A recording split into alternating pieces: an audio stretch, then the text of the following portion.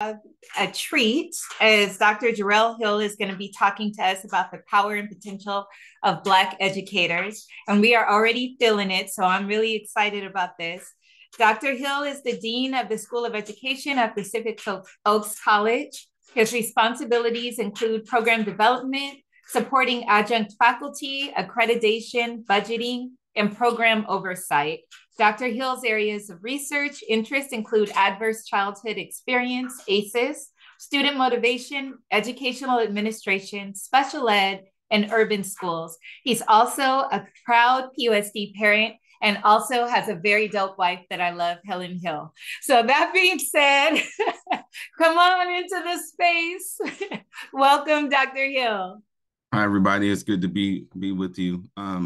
Again, it's really interesting to hear the speakers. I've gotten to know them individually and collectively. So I definitely salute them for all the work that they do. They really do care. They are who we've been waiting for in terms of supporting our children to get to the next level. We know when you have people that look like us, your outcomes are different. And I really do see that power and potential that they've demonstrated over the years. And I'm glad to see them growing and developing in their careers. So again, it's my honor and privilege to be here with you. I think I have sharing rights. I can share my screen. Do I have full? Oh, you guys got me set up. I like it. All right. We can get right into it. I know we have one giveaway left, so I'll be brief. I know I got a 20-minute time frame here. Let me put it in presenter view and I can get right to it. Again, I do want to thank the AAPC for giving me this opportunity to present with you all. The first thing I like to do is just really make sure we keep that gratitude going in the space. The folks that I heard from today just remind me of one of the teachers I had. Her name is Gwen McMullins, and many of you may know her or you've heard of her name. She's still in the community. And I feel like what I heard today is everyone's getting that Gwen that they need, because Miss McMullins is just a jewel. If it weren't for her, I wouldn't be doing what I'm doing. Like I said, she saw things in me that I didn't see in myself. So I'm just always grateful. And it's important that we give people their flowers while they're here with us. The other thing that I'm really grateful for is just making sure, my family, friends, and folks that I know here that just really give me the space and comfort to do what I know how to do well.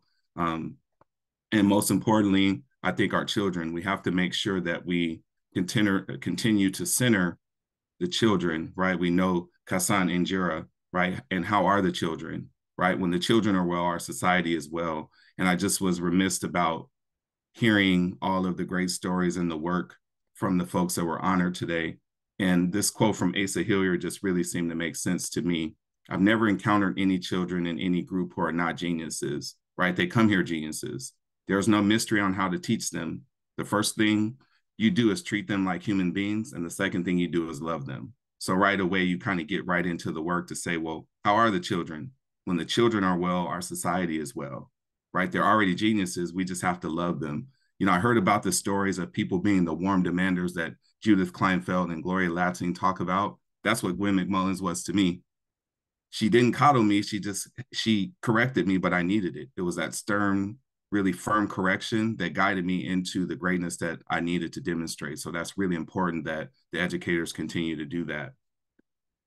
Again, the other thing that really just started to hit me as we have this discussion today is, again, Black History Month is important to acknowledge a lot of our heroes. We know when our elders die, the library burns, but I had an opportunity. My wife is a better photographer than me, but I had a chance to take this picture when I was in Ghana, in Accra, Ghana, and that's on the side of W.B. Du Bois's home there. And this is one of my favorite quotes. And many of you know that he passed away on the eve of the March on Washington. So again, this is the charge that he leaves with us as his last words to the world. One thing alone I charge you, as you live, believe in life. Always human beings will live and progress to a greater, broader, and fuller life. The only possible death is to lose belief in the truth, simply because the great end comes so slowly, because time is long. So again, I think that's so important. And every time I read that, I take something different away from that.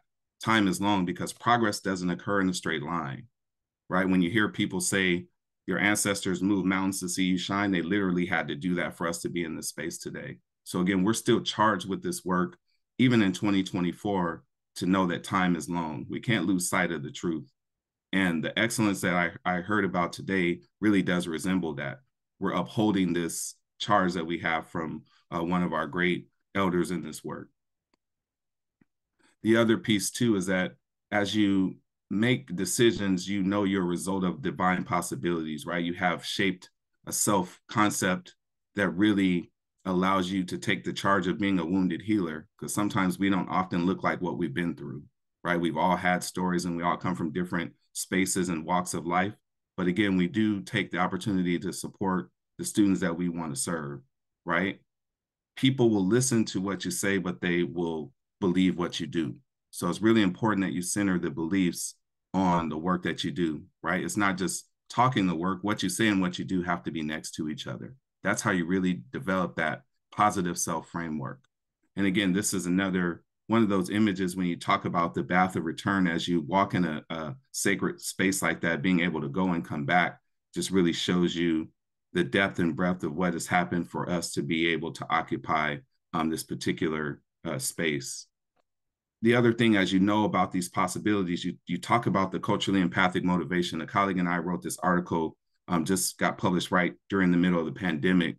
And we really talked about ways of, addressing some of the disidentification. I heard about people helping students who are hurting, right? We know hurt people, but love people too. So we have to really understand what that looks like.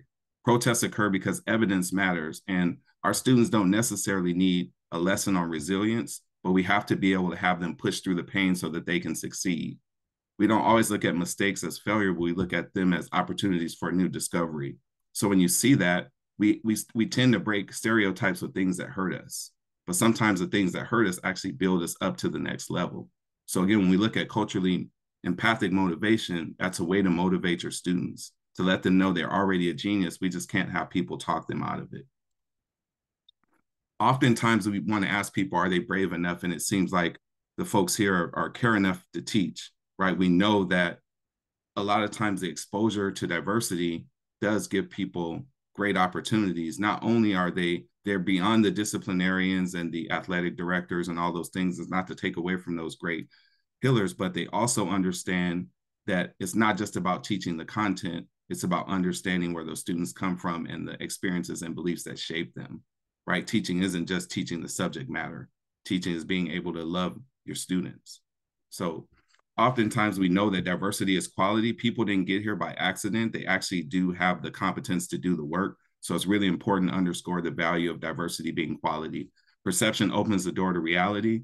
And Rich Milner really said this well. I think he coined this just spot on. When students see people of the same race, it does increase academic success.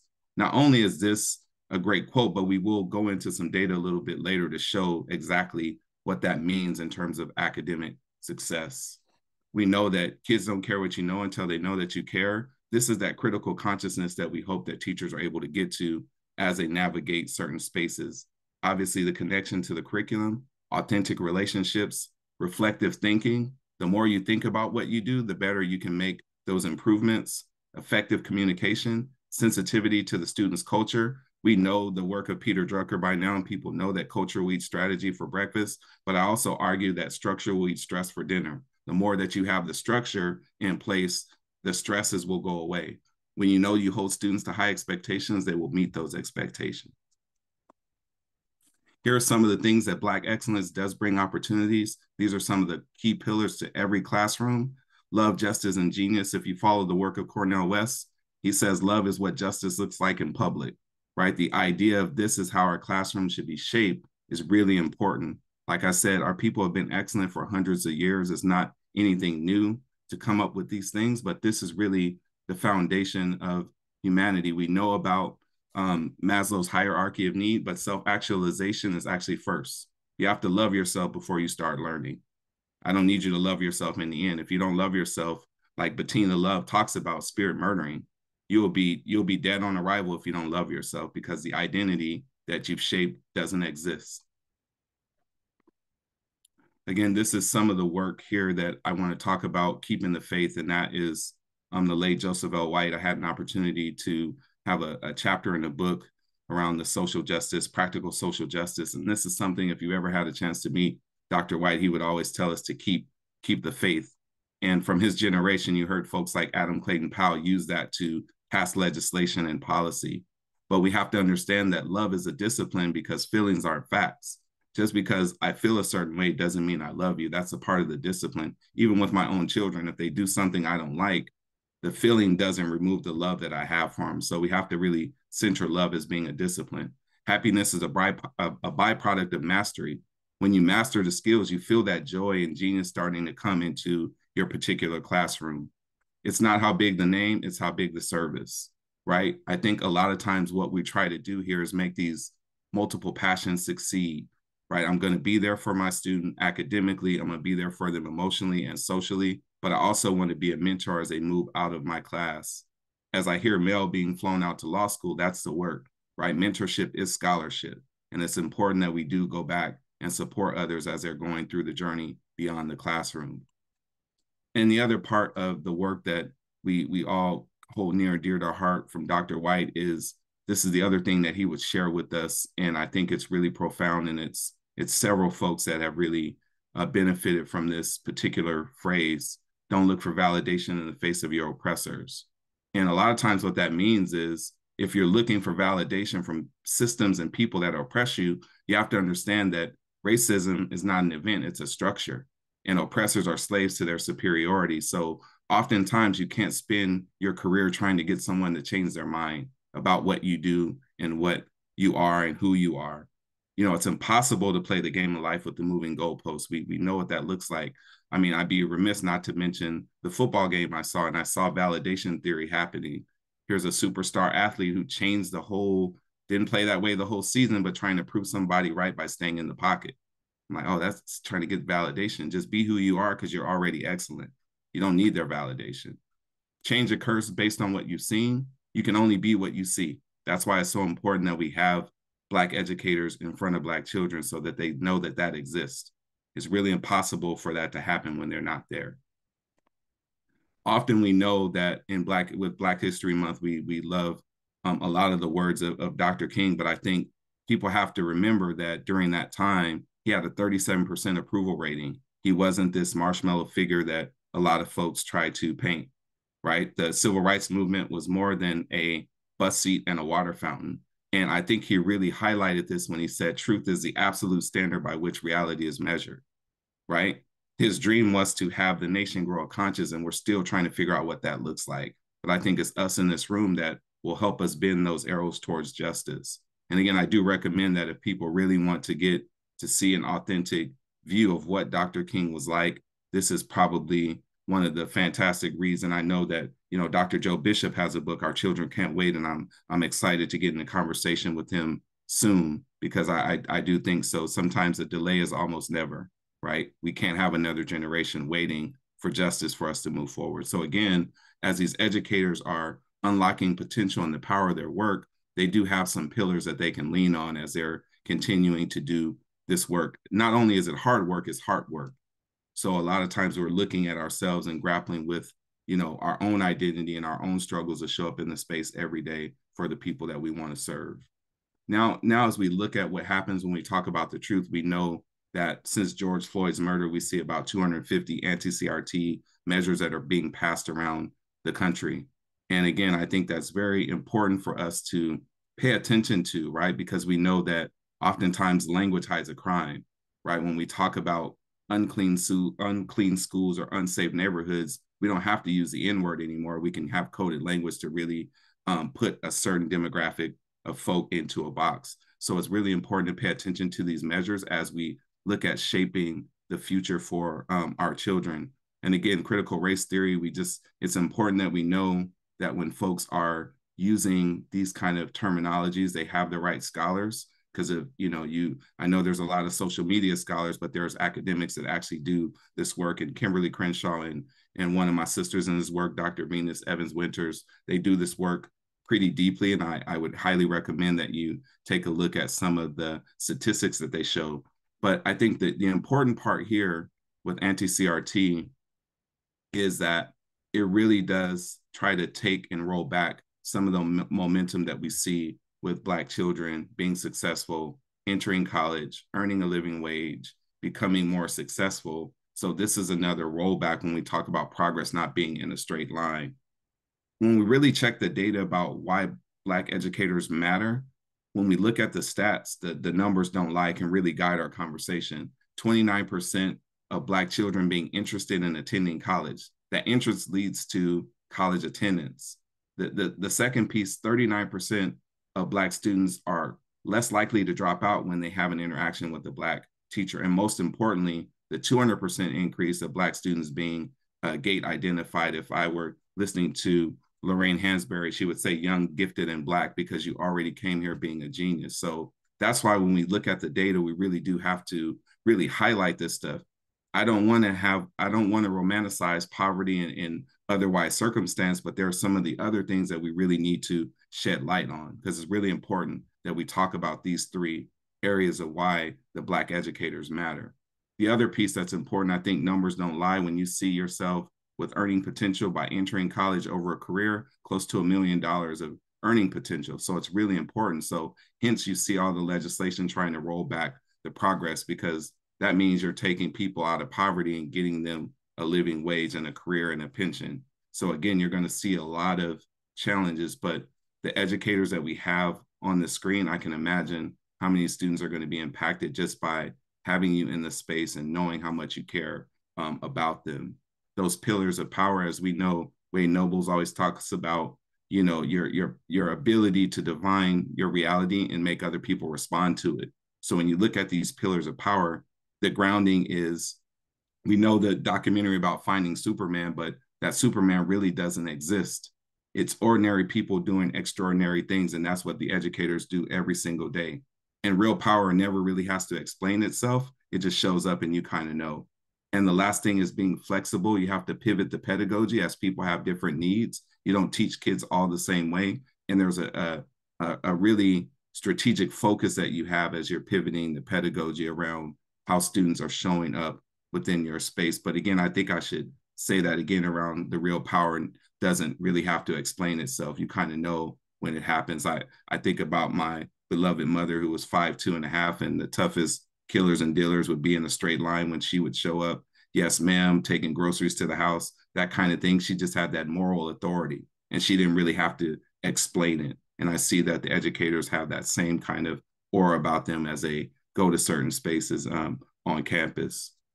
And as we get close to closing here, I just want to kind of close the feedback loop and tie it up with a bow. I think this is really important from W.B. Du Bois.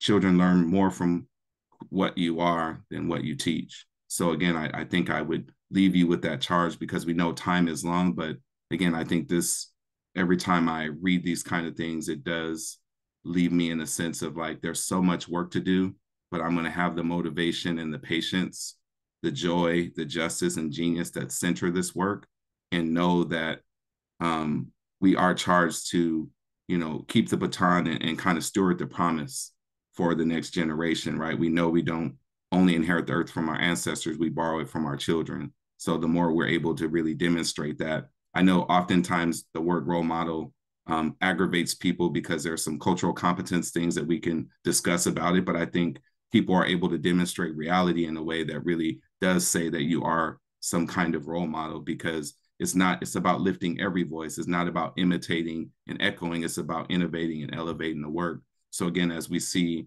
the ancestors have left us a good path. They've done a lot of the work. We just have to continue to do our part. So with that, I just really am grateful for this time I've had to share with you. I know I threw a lot at you in my 20-minute time limit, but again, I'm just grateful for all the work that you do, and keep the faith, keep doing what you do. It does pay off.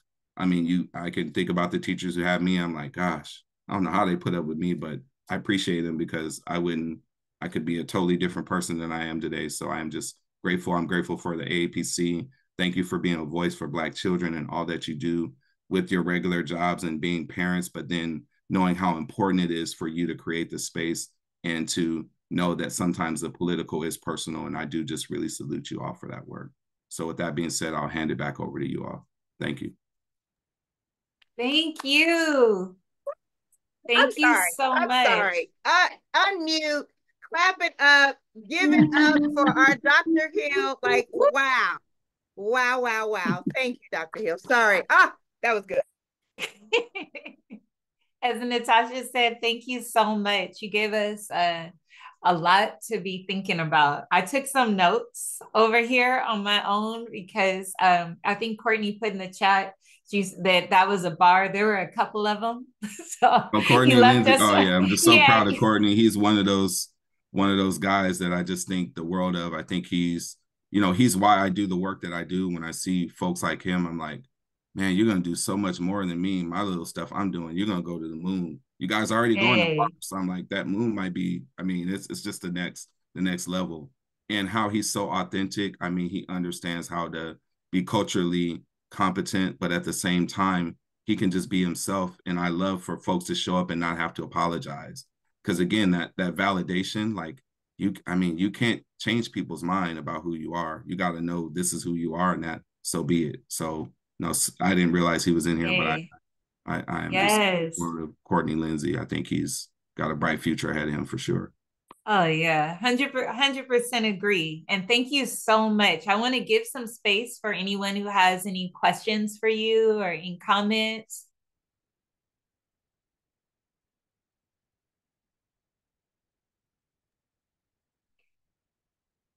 I have a quick question, if possible. Not a question, but a question, a comment. The data that you had on that slide that said when a young person has a Black teacher, they are 200% more likely to be gifted identified. Like 40% more likely. It was on the left. It was like 40% more likely to not drop out, and then the access to college. Yeah. And over their lifetime, they make $1 million more. I think that's a mic drop. I could probably stop there, right? I mean, see the opportunity, and I'm glad you brought that up. I just think that is so important. Like I said, we romanticize poverty and people not doing well, but I'm like, we have to look at it wholeheartedly, right? Because I can show you other data and statistics from the New York Times and Stanford's Race and Study Center that show children that are growing up rich that are Black, within one generation, they're becoming poor. So on the flip side, that 200%, just the approval rating, when you know that you're a genius, your recommendations matter, right? So you're going to say the evidence matters. Here's a student who I've had for 3 years getting all A's. I want to at least make the recommendation as an educator that this kid is demonstrating a level of genius that we don't want to miss. And we know what those ID codes mean, right? We know language hides a crime. When you're not identified as gay, you may be missing an opportunity. The access and belonging part is access to opportunities. We're not looking for a handout, we're looking for a hand up. And the idea of equity is playing fair, distribution of resources based on need. What happens when a kid only has access to 3 gate classes, but you're in a school district that has 50? That doesn't mean that kid is less qualified. He just had limited access to the same, to the certain courses. So that data is real. And like I said, I think that's something to highlight when we have policy meetings and when we're talking about what we're doing, thinking back, but looking forward as we look at Black History Month and Sankofa and some of those principles from the diaspora. When we love Black children, we do have to amplify that, right? Because I even know I see the research as me search. I saw that. I'm like, gosh, there's no way I shouldn't have been. I'm like, the stuff I was able to do, because I went to Marcus Garvey in preschool. Now we have math academies. I'm like, oh, 6th graders were doing calculus back in the early 80s and 70s. It's not new. But we didn't know. I should have been on that track. It didn't. I mean, I got through it, but I'm just saying, like, what happens when you don't have people fighting for you? When everybody doesn't get a Gwen McMullins, what happens? Right? When they don't have a Mel or a Dr. Gray or a Dana Moore or a Ray Cross, what happens? And we know what that data looks like too, right? We can tell the truth. That's the part of that data. But that gate one is really the young, gifted, and Black. That changes a kid's trajectory. Misbehavior is a result of you not knowing who you are. We know Frantz Fanon's work, right? The 3 questions. Who am I? Am I all that? Am I who I say that I am? Am I all that I ought to be? And able for me to reach that ought to be, I have to have access to these opportunities. Great comment. I could spend an hour just on that one chart. that's a bar for sure. That could be a 3-hour lecture. I have comments that I'm gonna save because I can testify that it was Black tea. I know Gwen too and her husband, and yes, she's all that. And there, I can testify for the people that stuck up for me and helped me on this journey through PUSD for my own self, and so grateful. But we'll take one more question and then we want to get to our next honorees. Go ahead, Melody. I just want to, say to Dr. Hill, thank you, because he has provided a way for the classified employees in PUSD to go back to school. I want to say thank you because he saw the need for us. And when there were some changes with the academic pieces for classified employees, and I reached out to Dr. Hill and he said, Mel, absolutely not a problem. So I just want to say thank you because you provided that opportunity that you just spoke about for me and the classified employees like me. So I want to say thank you because I really appreciate you. And I also want to say, Helen Hill, Dr. Hill, the other Dr. Hill, I appreciate you too because you do have that open door policy to support all of us. And I just want to say thank you because I don't think that you guys hear that enough. No, thank you, Mel. I think that's just so grateful for your work. I think that's the part of us getting in this leadership spaces to be able to create space for people to realize their dreams, right? When you have a dream and you're in a place of some level of authority to make a decision to impact someone's life, that's what you do. I'm just doing, like I said, I've been mentored. I'm a product of mentorship. I've been loved into the life that I have. And that's what they tell me. They're like, I'm glad you thanked me, but go help 5 other people. So a big part of that freedom train that Dr. White talked about is just that. It's like, well, we have to make sure that you're able to get to where you need to go, right? That's a big part. And we love Isabel Wilkerson's work with the cast and the Great Migration. That is a big part of that work, is to see you doing it. Like you're doing what, in the words of June Jordan, you are who we've been waiting for. By you being on the campus, I don't know how many lives you saved. I have my time at PHS. I know how important you play that role. Doesn't matter how big the name, it's a service. When you're there that early and you're the last to leave, that means something. That really does. So I don't know if I can even put the words to the impact that you have. I think we have to I think in education, we have to make sure that you feel loved and valued in the space that you do, because we know sometimes compassion doesn't pay bills. We have to find creative ways to keep you doing what you do. And that's a big part of like my policy work, where that I'm really passionate about that. Like, what do we do for the folks that are showing up? Like it's unsung hero work, but it's so necessary. And you're closest to the kids. Like they'll tell you stuff they won't tell other people. I'm just gonna say the facts like that. I mean, wow. I'm like, crossing guards, when you talk about healing and form, you're doing that. You're doing the work. So anyway, I could go on and on about you too. So I'll mute myself because I know there's a giveaway.